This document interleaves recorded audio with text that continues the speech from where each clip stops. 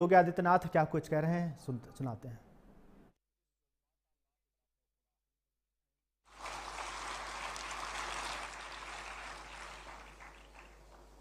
इस सुविधा में अनुसूचित जाति, अनुसूचित जनजाति, पिछड़ी जाति, सामान्य जाति और अल्पसंख्यक वर्ग से जुड़े हुए छात्रों को आज 944 करोड़ 55 लाख रुपए इस वर्ष की छात्रवृत्ति के उनके अकाउंट में सीधे डीबीटी के माध्यम से दे दिए गए।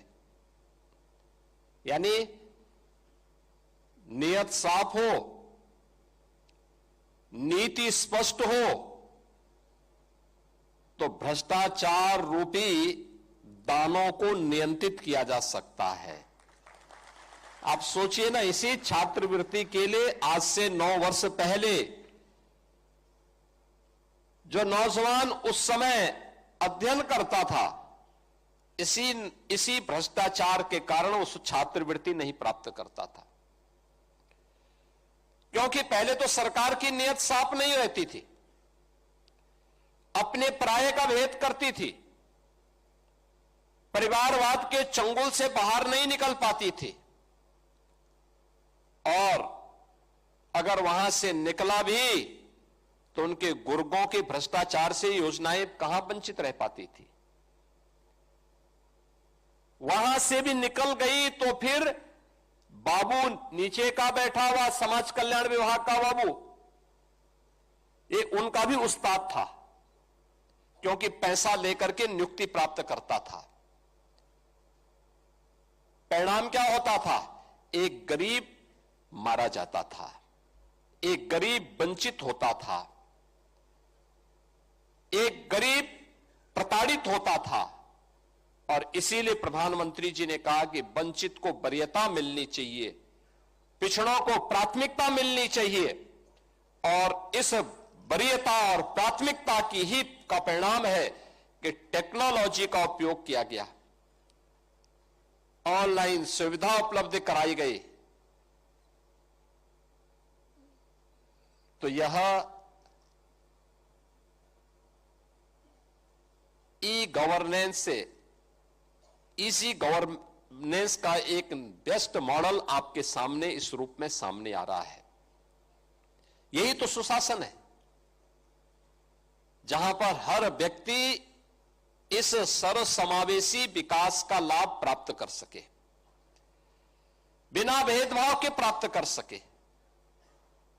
आप में से हर एक तबके का व्यक्ति छात्रवृत्ति की दृष्टि से यहां पर भी और हर जनपद में उपस्थित है। आप सोचो, 19 लाख छात्र एक साथ एक क्लिक से, जैसे ही मैंने अपने सहयोगी मंत्रियों के साथ उस यहां पे बटन दबाया, उनके अकाउंट में पैसा चला गया। क्या किसी का चेहरा देख करके स्कॉलरशिप दी गई? नहीं, उसकी आवश्यकता थी। शिक्षा पर उसका अधिकार भी है, और सरकार का यह दायित्व बनता है कि बिना भेदभाव के उसका अधिकार उसे प्राप्त हो सके, इसके लिए उसको स्कॉलरशिप की सुविधा के साथ जोड़ सके। और सरकार ने अपने उस दायित्व का निर्वहन यहां पर किया है। यह काम तब होता है जब सरकार की नीयत साफ होती है, जब सरकार की मंशा होती है कि नेशन फर्स्ट का भाव हमारे मन में हो, राष्ट्र प्रथम का भाव। जब परिवार प्रथम का भाव आ जाता है तब ये नहीं होता है, तब भ्रष्टाचार होता है। और जब राष्ट्र प्रथम का भाव होता है तब बिना भेदभाव के शासन की योजना का लाभ सबको प्राप्त होता है। और वही लाभ आज यहां पर आपको उपलब्ध कराया जा रहा है।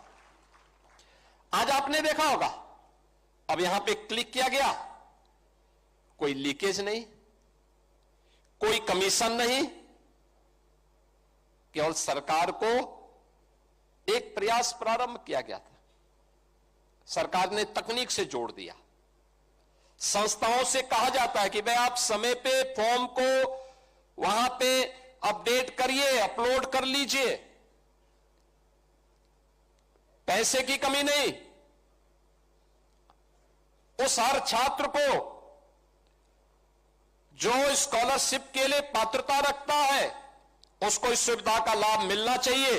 अब सरकार ने इस सुविधा का लाभ यहां पर प्रदेश के अंदर सभी लोगों को बिना भेदभाव के देना प्रारंभ किया है। और अब तो मैं कह सकता हूं कि सरकार की इस वेलफेयर की स्कीम का लाभ, आपने एक बेटी की सक्सेस स्टोरी और एक नौजवान की भी सक्सेस स्टोरी को यहां पर सुना। और बेटी उत्तर प्रदेश पावर कॉर्पोरेशन में कंप्यूटर ऑपरेटर के रूप में अपनी सेवाएं प्रदान कर रही है। बेटी के स्वावलंबन से बढ़कर के समाज के लिए और उपलब्धि क्या हो सकती है? ये बहुत बड़ी उपलब्धि होती है, कोई बेटी स्वावलंबी हो सके।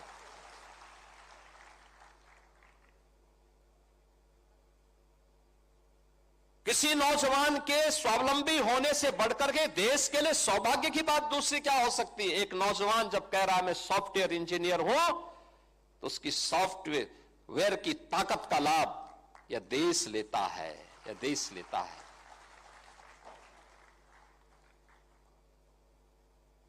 और यह इसलिए हो रहा है क्योंकि सरकार ने वेलफेयर की स्कीम का लाभ आज बिना भेदभाव के समाज को उपलब्ध करवाया है। आज सरकार की योजनाओं को आप देख रहे होंगे, कैसे चेंज लाया जा सकता है। आज से 9 वर्ष पहले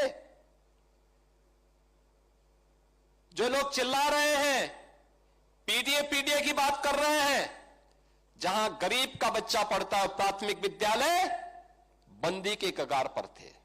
न भवन था, न शिक्षक था, न छात्र ही था। वहां बड़े बड़े पेड़ उगे होते थे। आज ऑपरेशन कायाकल्प ने उसकी सचमुच बेसिक शिक्षा की कायाकल्प करके रख दी है। अब तो सरकार ने यह भी तय किया है कि प्री प्राइमरी भी हम चलाएंगे। 3 से 5 वर्ष के 5-6 वर्ष तक के बच्चों के लिए प्री प्राइमरी भी हर एक आंगनबाड़ी केंद्र में संचालित होगी, जिससे बच्चे को बचपन में ही स्कूल जाने की, फिर वहां पर पोषण मिशन के साथ उस बच्चे को वहां आगे बढ़ाएंगे। अगर कोई बच्चा कुपोषित है तो उस बच्चे को वहां पर सुपोषित करके इस योग्य बनाएंगे कि उसका बचपन मजबूत हो सके और मजबूत बचपन आने वाले समय में देश के लिए अपनी ऊर्जा का उपयोग कर सके। आज ऑपरेशन कायाकल्प देश के अंदर नीति आयोग की सक्सेस स्टोरी में एक है, जो बेसिक शिक्षा परिषद ने अपने यहां लागू की है। जन सहभागिता से, कन्वर्जन से, शासन के सहयोग से, जनप्रतिनिधियों की सहभागिता से ये सभी कार्यक्रम वहां पे संपन्न हुए। प्रोजेक्ट अलंकार याद करिए, आज से 8 वर्ष 9 वर्ष पहले government inter colleges, government aided inter colleges जर्जर हालत में थे, पुराने थे, अपने गौरवशाली अतीत के लिए हम सबको आकर्षित करते थे, लेकिन उनकी जर्जर स्थिति को लेकर के आंखों में आंसू आते थे। पिछली सरकारों ने ध्यान नहीं दिया, क्योंकि वहां गरीब का बच्चा पढ़ता था और 12 बजे सोकर के उठने वाले बबुआ को कहां फुर्सत थी कि उन गरीबों के बारे में सोच सके। आप सोचो, जिस प्रदेश का मुखिया 12 बजे सोकर के उठता होगा, उसके लिए कोई सूर्योदय की बात करेगा तो वो तो सपना मानेगा, बोले बेफिजुल की बात कर रहे हो, क्योंकि उसको देश दुनिया की कोई जानकारी नहीं होगी, वो लेना भी नहीं चाहेगा। और परिणाम क्या होता था? उत्तर प्रदेश के नौजवान के सामने पहचान का संकट खड़ा होता था। उनको पता ही नहीं था कि बेसिक शिक्षा उनके समय में बंजर हो चुकी थी, माध्यमिक शिक्षा नकल का अड्डा बन चुकी थी, और पहचान का संकट यहां के नौजवानों के सामने खड़ी होती थी। कुछ चंद माफिया यहां के नौजवानों के भविष्य के साथ खिलवाड़ करते थे। उस माफिया को जब क्रैश किया गया, नकल पर सख्ती से रोक लगाई गई, और उसके लिए प्रोजेक्ट अलंकार योजना ला करके उन स्कूलों का, आज देखिए आप जितने भी गवर्नमेंट इंटर कॉलेजेस हैं, एडेड इंटर कॉलेजेस हैं, प्रोजेक्ट अलंकार के अंतर्गत हमने पैसा दिया है। आज उनके भव्य भवन फिर से अपने गौरव की ओर हम सबका ध्यान आकर्षित करते हैं। आज वहां पे अच्छे भवन हो चुके, गरीब का बच्चा भी पढ़े, श्रमिक का बच्चा भी पढ़े और निराश्रित बच्चा भी पढ़ सकता, अच्छी शिक्षा ले सकता। अटल आवासीय विद्यालय और अब तो सीएम कंपोजिट विद्यालय अटल आवासीय विद्यालय की तर्ज पर वर्ल्ड क्लास इंफ्रास्ट्रक्चर के साथ तैयार हो रहे हैं। हमने एक एक विद्यालय को 30-30 करोड़ रुपए दिया है बनाने के लिए। हमने कहा गरीब का बच्चा पढ़ना चाहिए, अच्छी शिक्षा उसको मिलनी चाहिए, क्वालिटी एजुकेशन पर ध्यान दो। नेशनल एजुकेशन पॉलिसी के सभी लक्ष्यों को प्राप्त करने की दिशा में कार्य करो। कस्तूरबा गांधी विद्यालय में गरीब की बेटियां पढ़ती थी, उन बेटियों के लिए केवल 8वीं तक स्कूल थे। हमने कहा नहीं, वो बेटियां स्कूल पढ़ सके इसको इंटरमीडिएट तक कर दो, 10-12वीं तक इसको करो। आज वे बेटियां वहां पढ़ती हैं, सारा खर्चा सरकार उपलब्ध करवाती है। आज वहां पर आज देख रहे होंगे समाज कल्याण विभाग के द्वारा सर्वोदय विद्यालय का संचालन हो रहा है, सब खर्चा विभाग उठाता है, अच्छी क्वालिटी एजुकेशन है। सैनिक स्कूल बन रहे हैं, शिक्षा के साथ साथ स्किल डेवलपमेंट, खेल और नवाचार के भी नए केंद्र हमारे स्कूल बन रहे हैं।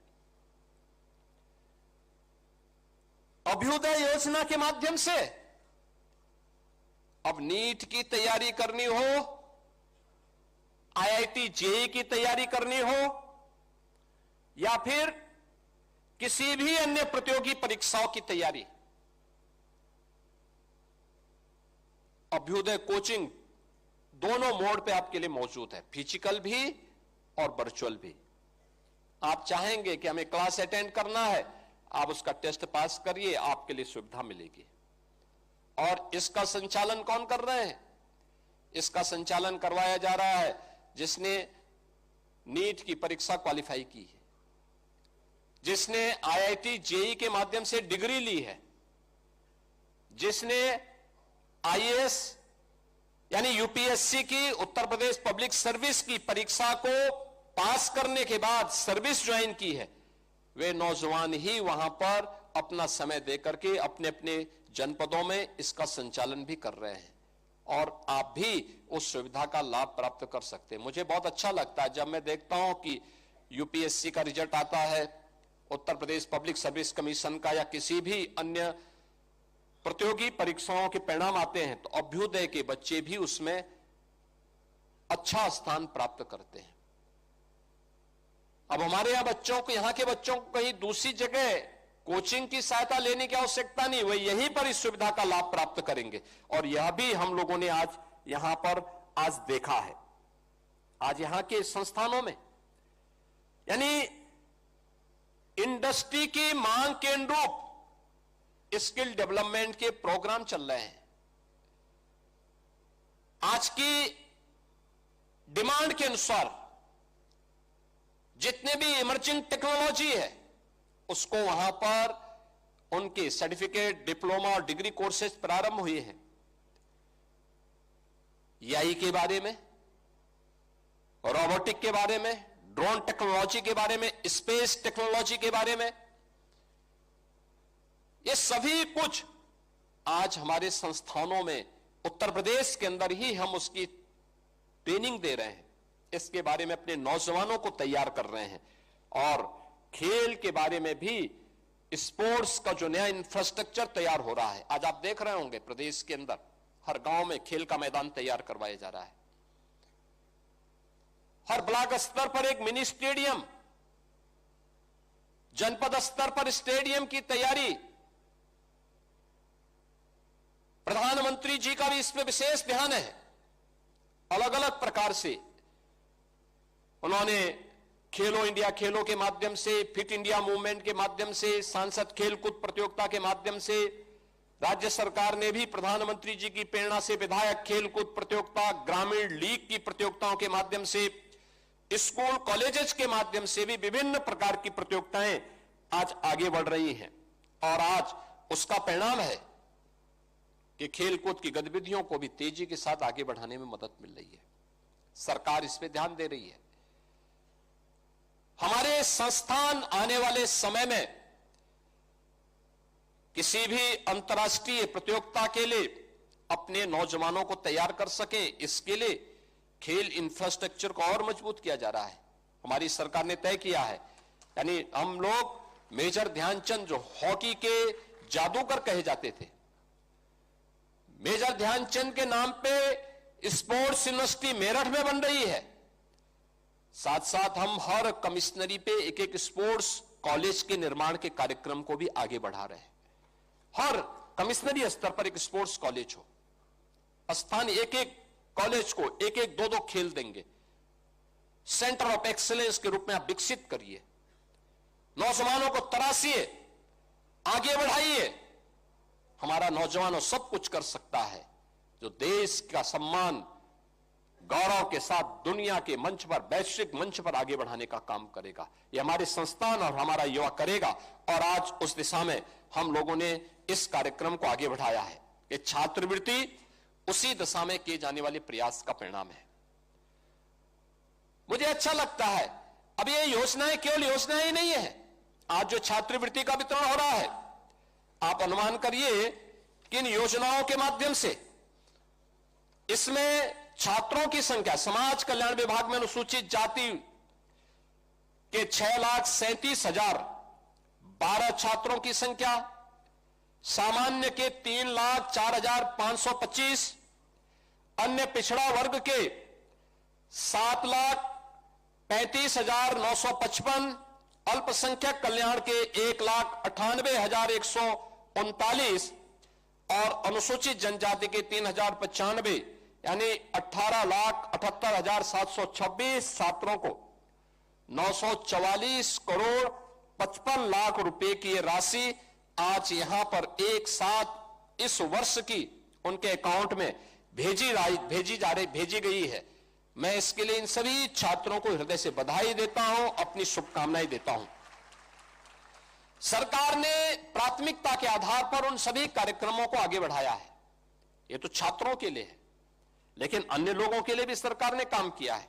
वृद्धावस्था पेंशन, याद करिए, पहले 500 रुपये मिलती थी, आज हम लोग 67,50,000 पेंशनर्स को 12,000 रुपये सालाना पेंशन की सुविधा का लाभ देते हैं। और इसमें हम लोगों ने इस सुविधा में वृद्धि की है। और यह अब तक हम लोग यानी यहां पर भी इन सभी को यह सुविधा निरंतर ऑनलाइन उनके खातों में दी जाती है, यानी कोई लीकेज नहीं और कोई करप्शन भी नहीं। राष्ट्रीय पारिवारिक लाभ योजना के अंतर्गत भी हम लोगों ने योजनाओं का लाभ 9,30,000 परिवारों को आर्थिक सहायता इसके माध्यम से उपलब्ध करवाई है।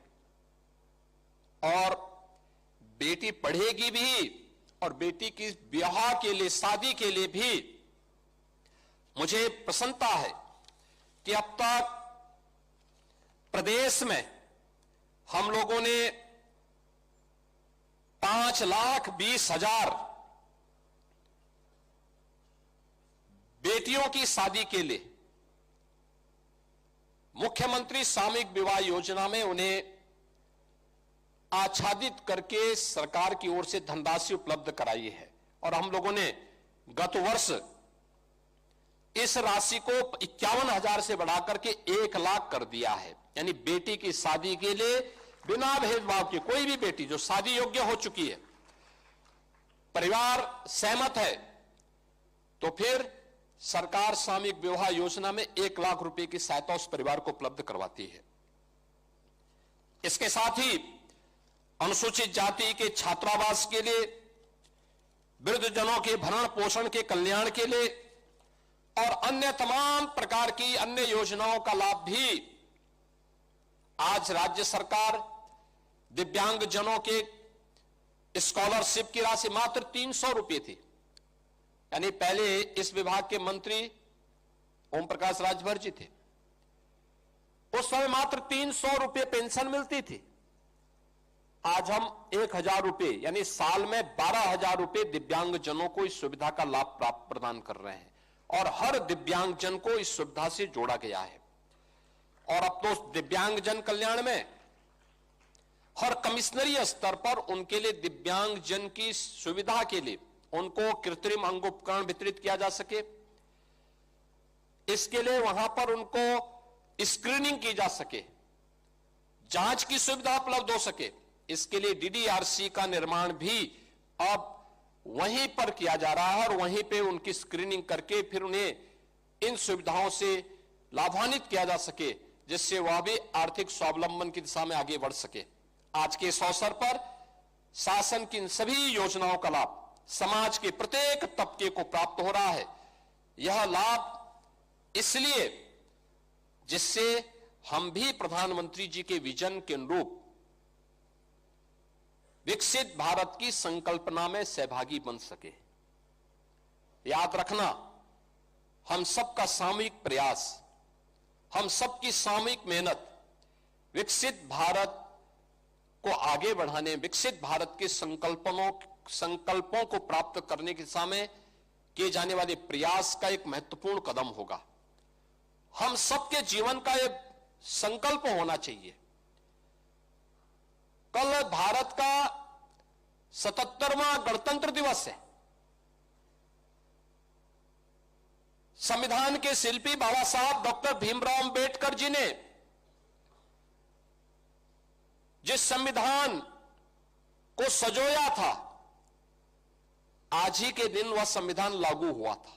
यानी 26 जनवरी के दिन ही 1950 में संविधान लागू हुआ था और फिर उसी संविधान के द्वारा जो व्यवस्थाएं लागू की गई, उस संविधान की उस व्यवस्था के अंतर्गत आज देश अपनी सभी व्यवस्थाओं का संचालन कर रहा है। कल का दिन हम लोगों के लिए अत्यंत महत्वपूर्ण दिन है। मैं आप सभी को, पूरे प्रदेशवासियों को 77वें गणतंत्र दिवस की हृदय से बधाई देता हूं, अपनी शुभकामनाएं देता हूं। छात्रवृत्ति वितरण के अवसर पर आप सभी छात्र छात्राओं को अपनी मंगल में शुभकामनाएं देता हूं और विश्वास करता हूं कि ये छात्रवृत्ति आप सब लगन से पढ़ेंगे, आगे बढ़ेंगे, विकसित भारत के संकल्पों में आप भी अपना योगदान देंगे। इस विश्वास के साथ आप सबके प्रति मेरी मंगल में शुभकामनाएं हैं। धन्यवाद। जय हिंद।